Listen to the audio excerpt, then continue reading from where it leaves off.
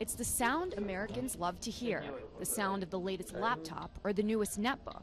Studies show that these days the useful lifespan of a computer is only 2 years. And every day, Americans dump their junk in the hope of keeping up with the Joneses, tallying up to a total of 3 million tons of electronic waste every year. But where does it all go?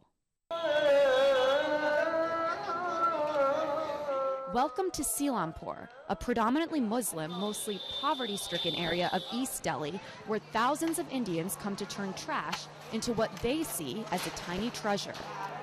My work is collecting these electronic scraps and dismantling them.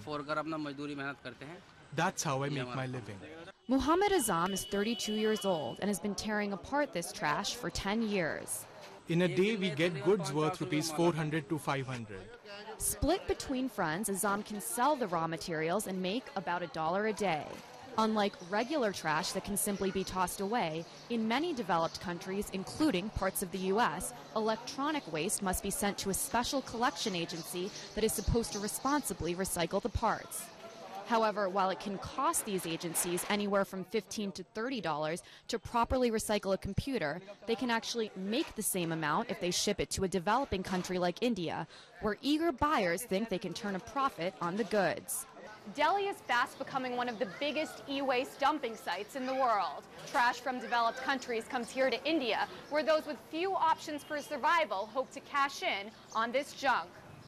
And even though it's illegal under the Basel Convention to ship hazardous material to India, companies define the junk as second-hand goods or mixed metals to customs officials to get away with it. Many countries feel that they need the second-hand computers because they feel it's a low way of putting computerization in the country. But what they get in exchange for that is really junk. Ravi Agarwal is the director of Toxics Link, a group dedicated to protecting migrant workers from the dangers of electronic waste.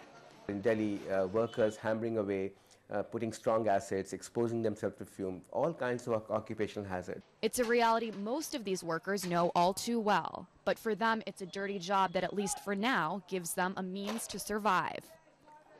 I know what I do is not good for my health, but I have no other source of income. No other job, so I have to do something or the other. A horror that those with no choices are sometimes forced to accept. Priya Sridhar, RT, New Delhi, India.